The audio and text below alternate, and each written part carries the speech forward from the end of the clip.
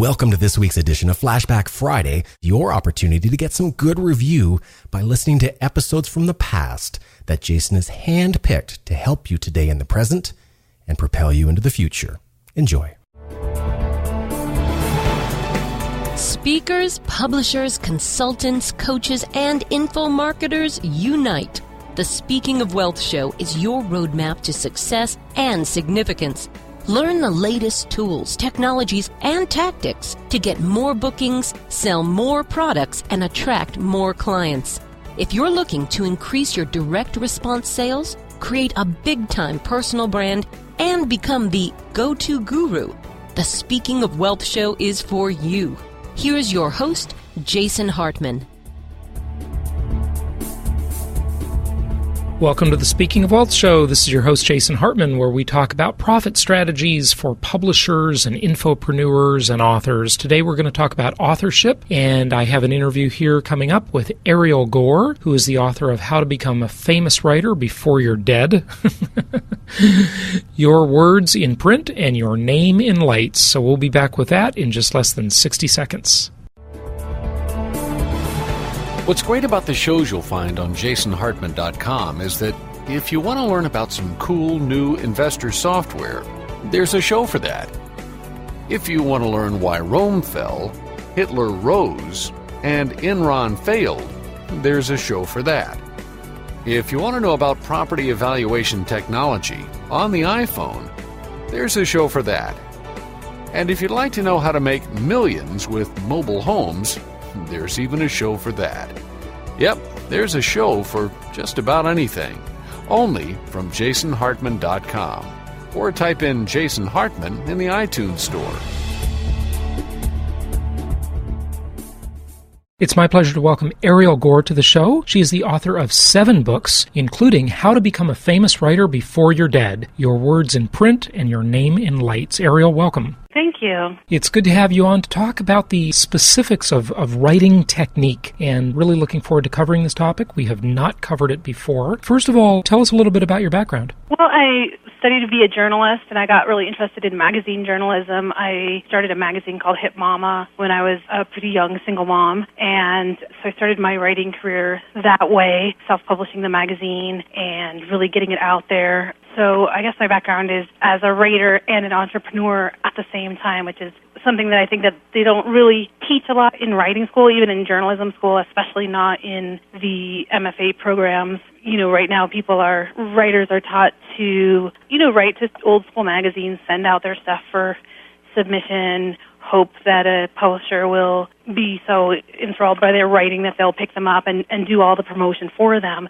And it's sad because it doesn't really happen that way for very many writers. And so I think there are a lot of writers and all kinds of artists and creative people who are, just sort of waiting to get discovered or something, or, even doing some more of the work with the submissions, but not really making things happen for themselves in terms of having confidence in their work and being like, I want to get this out there. I can publish a few copies myself, and I can start to be a writer without anyone having to come and crown me as a writer. Sure, yeah, I would agree with you. I think that that's sort of the old school of writing something and then getting discovered. That just doesn't really happen nowadays too often. Certainly not. Nowadays, it's a business world, it's a self-promotional world, and those are the people that it really belongs to. So let's talk about actually writing first, if we can, and then we'll touch a little bit on the promotional aspect. A lot of people cover the promotion, but really there are very few that cover the more technical aspects of what does it mean to be a good writer? What does it take? There are really definable skills, aren't there? Certainly. And, I think a lot of people feel like they have a writing talent, and I think there's a lot of truth to that. Some of us as kids love to write, feel like, people enjoy the stories that we write. But the truth about writing is that it is mostly a craft, and it's something that you practice and you keep on practicing at. I've been teaching writing workshops for over 10 years, and it's really exciting because people do get better. It's not, there's some things that, our talent is sort of innate, and that's that. But at writing, through practicing, through getting our words on paper and sharing them, that's why I think of publishing, or, just even included in publishing would be, going out to your local cafe, open mic, and sharing your stories and getting a feel for how people react, what people react to, what people think is funny, what kind of pacing in your storytelling makes people emotional. All these different kinds of things. I think a lot of us love telling stories as kids, and so the question is, how do we get back to that? If we've been formally educated, I think that a lot of our writing, our ideas about writing get sort of either academic, or we get told that, this isn't good enough, or you can't start a sentence with and that's not really what it's about. It's about, how do I communicate my heart and my soul to you? How do I do that with a written word? When you say this, your language right now sounds like you're talking about fiction, novels, storytelling. I mean, that almost implies that. Right. Well, I've written one novel, and I've written a memoir, but most of my books are actually nonfiction books. The works that I did with Hip Mama, the book that I have called How to Become a Famous Writer Before You're Dead, they're essentially, if you would categorize them as how-to books or journalism, and I think that it's important to bring the tools of the storyteller to nonfiction work. I mean, even people in my workshops do business writing. They do things that we don't traditionally think of as creative writing. And yet, if they're going to be successful, you have to bring in the tools of the storyteller. We've all read boring nonfiction books. They're not interesting. And the way to make a nonfiction book interesting is by using anecdotes and telling stories. And in the case of a nonfiction book, they just happen to be true stories. So storytelling is obviously something that's very, very important. And it's important as a writer, but it's also important as a speaker. It's important as just a communicator of any sort, just in daily life. Give us some tips on storytelling. There's a real technique to that, isn't there? There is, and I think as I've noticed as the culture gets more visual, that storytelling does have to be more cinematic in order to keep people's attention. And so, it always comes back to these sensory details, the visual details, really painting a cinematic picture. And if you're doing something that's not maybe a short story or a novel, if it's more of a nonfiction thing, then you might just use a few little visual or sensory details to almost create the illusion of a scene, even though, what you're doing in your writing is just telling somebody how to put together a bicycle or something. And so there's ways that you can bring in just a couple of phrases of visual or any kind of sensory detail to bring your reader into your world and sort of get them out of the space where they're, want to argue with you or anything like that. No, you're entertaining them at the same time. I always talk about, can you describe what this character looks like? And then the natural thing for someone to do is say, like, oh, they have brown hair and blue eyes and, this color skin. But a lot of times to describe what your character looks like might just be the clips that they wear on their jeans when they ride their bicycle, or the shape of their glasses. Sometimes just a really small detail like that can kind of suggest the whole. So painting a picture, a good song does that, a good story does that. Can you address the issue of cadence and bringing people up and bringing them down in the story and adding that sort of roller coaster effect, I think, has always been intriguing to humanity. I mean, the Greeks, thousands of years ago, would have techniques for storytelling and live theater and so forth. Sure. You want to have your reader have some level of anxiety to keep reading. I mean, that's part of what we go to literature for, is that sort of page-turner moment. And sometimes that's, there's all kinds of different techniques that we use for that. I mean, sometimes it's writing in the present tense, so there is no promise that the character is going to survive. Some people find it awkward to write in the present tense, but that's just one technique. A lot of times when people are telling a story, even if it's in the past tense, they'll sort of flash forward and give it away. We don't want to know for sure that you survived. I mean, of course, you're telling us the story, and and I don't just mean survived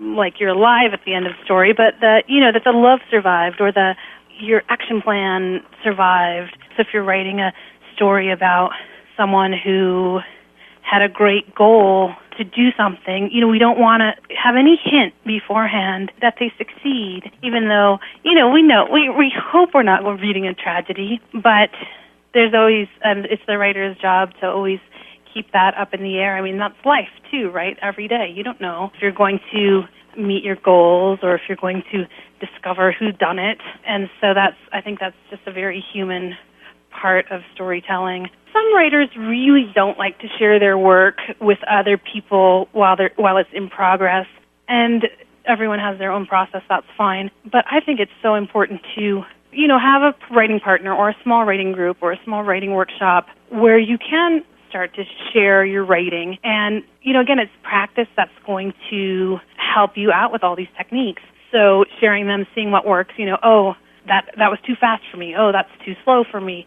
And the only time you're going to get that feedback is by sharing with other writers and, people that you trust who aren't going to, go out and show your rough stories to their friends and laugh at you. But, but I do find that it's just, with all these techniques, it's really a matter of practice and also of reading. I think that a lot of times we only read the genre that we write in, and I think that can be a mistake. I think all writers can learn so much from really good mystery writers.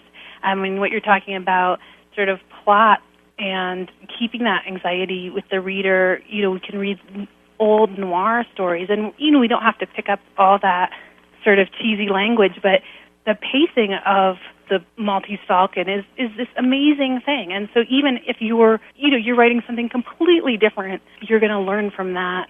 A lot of times I think it's more valuable actually to read outside your genre, to, bring poetry into your nonfiction writing, to bring mystery into your memoir, to really have all those techniques at your disposal. So you teach an online course to teach people how to write, how to be good writers. Can you sort of go over the outline of that course and the things covered and maybe give some tips on those different areas of writing? Yeah, people can find out about the writing workshops if they're interested at ariellegore.com, which is my website. It's Lit Star Training is the name of the class. It's a 8-week class, and we get 15 to 20 writers together in this online forum. And it's been really great for me just to have writers from all over the world working together. Previously, I just have taught workshops in Portland and Santa Fe and Mexico, but then, you're getting this sort of small sampling of the population at those in-person workshops. The online workshops, people are from all over the world.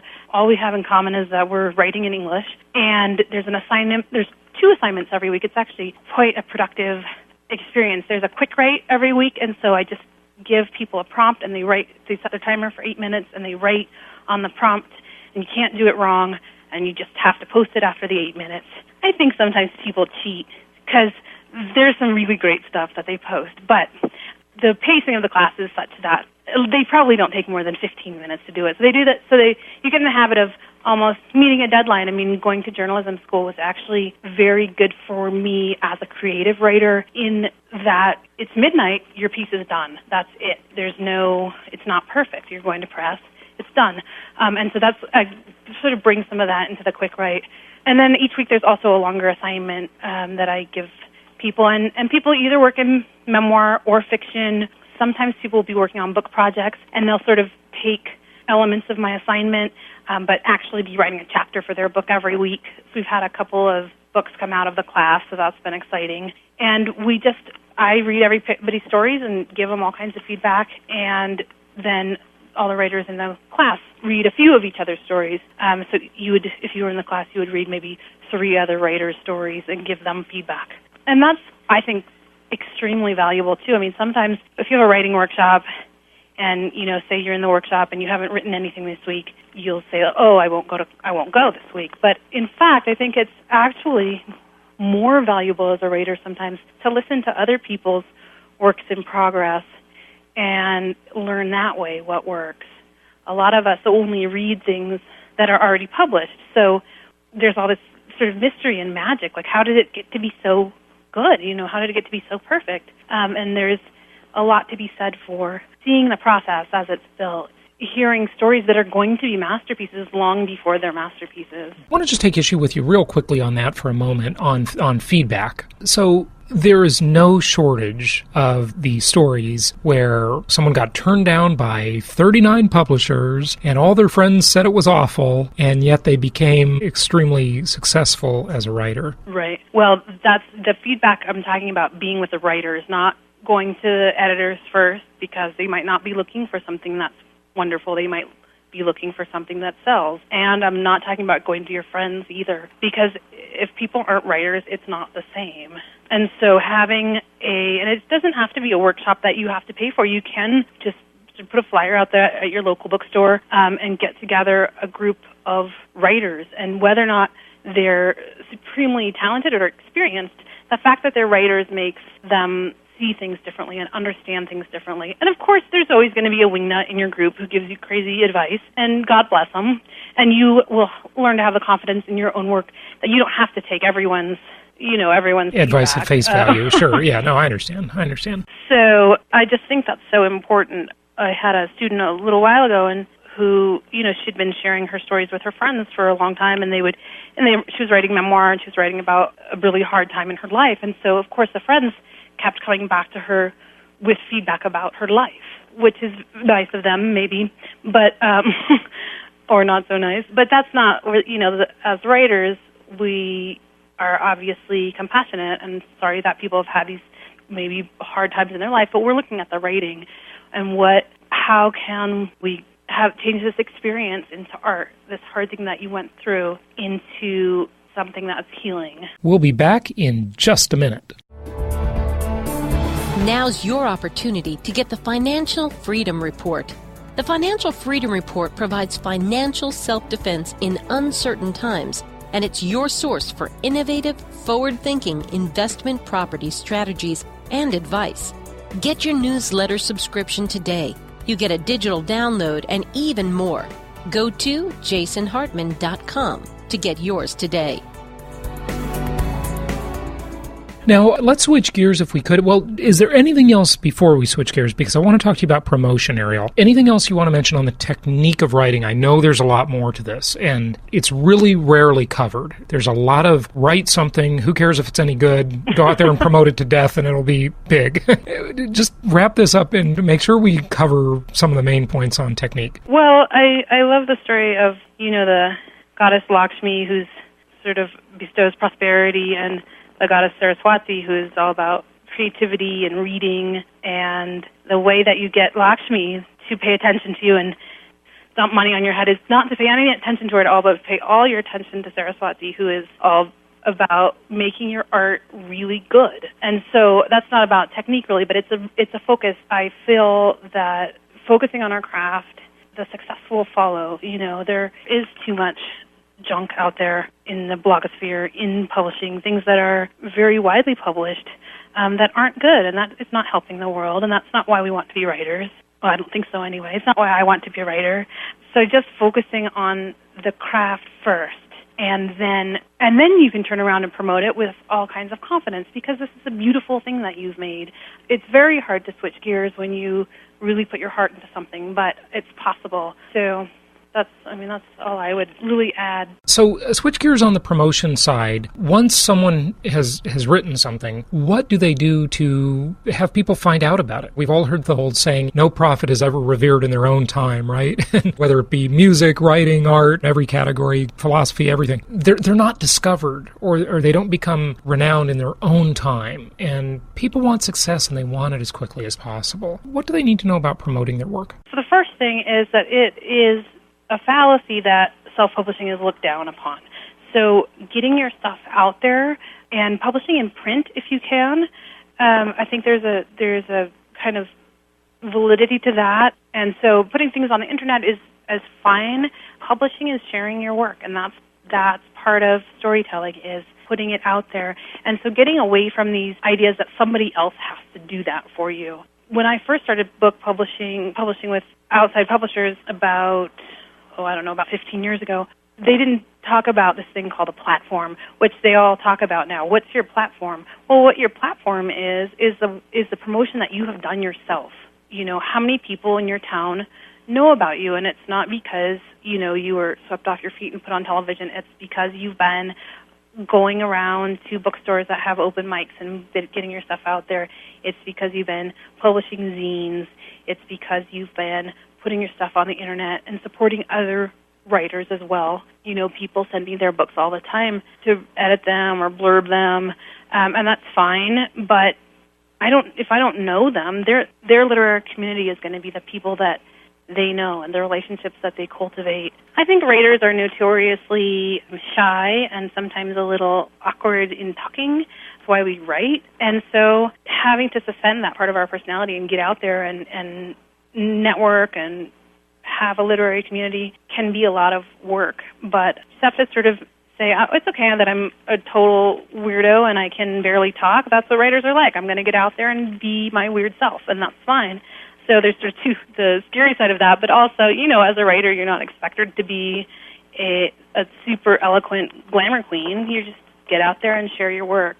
And so, and I'm not obviously against traditional publishing. Most of my books have been published by traditional publishers, but I think that all successful writers now do both. They publish some of their own work. They use traditional publishers when that is going to meet their goals. A lot of times, most of my books, the print run is much too big. I couldn't pay for it myself, even if I wanted to self-publish.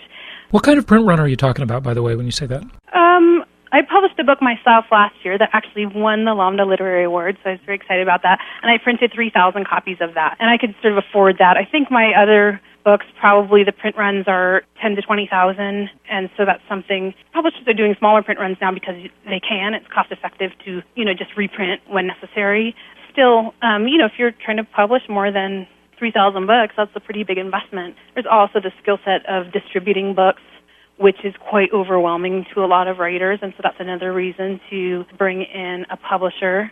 In terms of the actual marketing, though, even very large publishers now are not really paying for book tours if you're not Stephen King, and so a lot of them, the promotion and marketing of your books is going to be up to you, no matter if you're self-publishing or working with a traditional publisher. And so the skill set that you bring when you're ready to publish a book from all your experience publishing little zines is going to come in amazingly handy when it's time to get out there and do readings and set up your own book tour. In a lot of cases, you will even be booking your own book tour, even if HarperCollins publishes your book.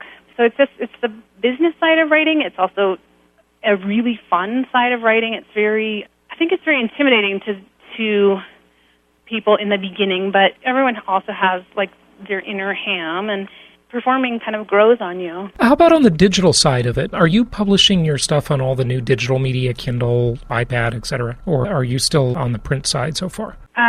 Most of my books are available on Kindle. The ones that I've self-published, I have not done the digital stuff yet, but most of my books are with traditional publishers so that they're all available digitally. There is a balance in terms of how much of our writing we want to put online for free. At some point, it starts to devalue what you do to give your writing away for free. And so it's important to pay attention to, is anyone going to buy your book if the whole thing's online? Some people will, because it's a strain on the eyes to read things online. So, making sure that you value what you do and there is a monetary value to what you do as an artist, and respecting that.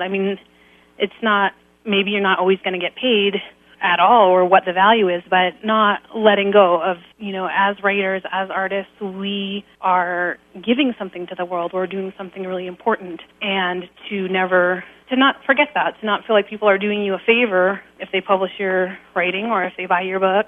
It's great. And they're supporting you, and that's important, but they're not doing you a favor. You're doing them a favor too. And in promotion, you always want to be coming up with creative ideas. Once I tell you what to do, it'll be sort of like everyone's doing it, and then it won't be that interesting. It's like in advertising, it's always the shock of the new. There's also, if you're going on a book tour, I think readings have a reputation for being boring. So how can you guarantee your audience a reading that's not going to be boring? You can bring a band with you. You can bring something that's a little more lively, especially if you're not a polished performer per se. In my first book tours, I always brought somebody else along who was more of a diva and who really had more of a stage presence than I did. And the main event was me reading from my work, but it was just having other support performers to kind of back me up until I felt more comfortable in that role. So, how do you make your readings not boring? That's something to brainstorm about when you're ready to promote your stuff. A lot of times, indie musicians are sort of further ahead than writers in terms of being creative, being open to smaller venues. You know, maybe if a bookstore is not interested in having you in a given town that you want to go to, maybe there would be a shop that you could do your reading at. Coffee shops are good possibilities. Coffee shops, different, depending on the topic of your book. It could be all kinds of places. Yeah, definitely coffee shops, bars, you know, depending on who your audience is. They might even be better venues than bookstores. So being creative in that way, also being willing to sort of be non-traditional and be very accepting of the fact that maybe 2 people are going to show up, maybe 200 people are going to show up, but maybe 2 people are going to show up, and you don't know how far they drove or walked through the snow, and so it's important to put on the show for those 2 people and, you know, not poo-poo their efforts just because they didn't bring 200 friends. Right, exactly. Well, that's a good point. All right, Ariel, well, thank you so much for sharing this insight with us today. The website is ariellegore.com, and anything else you'd like to say in closing? No, it's been great. Thanks so much for having me, and I hope your listeners will start writing more. Excellent. Well, please do, listeners, get your thoughts down on paper, and they will be there forever. So thank you, Ariel. Appreciate it. All right. Thanks a lot. Afraid you could lose your home? It's a real fear for millions of Americans. But there is hope with our Do-It-Yourself Loan Modification Report. Loan modifications are sponsored by the federal government and can be anything from a reduction of the principal balance to a lowering of the interest rate or an extension of the length of your mortgage. Unfortunately, negotiating a loan modification isn't easy. You'll find step-by-step expert advice in the Do-It-Yourself Loan Modification Report from jasonhartman.com. Copyright the Hartman Media Company. For publication rights and interviews, please email media@jasonhartman.com. This show offers very general information. Opinions of guests are their own. Nothing contained herein should be considered personalized, personal, financial, investment, legal, or tax advice. Every investor's strategy and goals are unique. You should consult with a licensed real estate broker or agent or other licensed investment, tax, and/or legal advisor before relying on any information contained herein. Information is not guaranteed. Please call 714-820-4200 and visit www.jasonhartman.com for additional disclaimers, disclosures, and questions.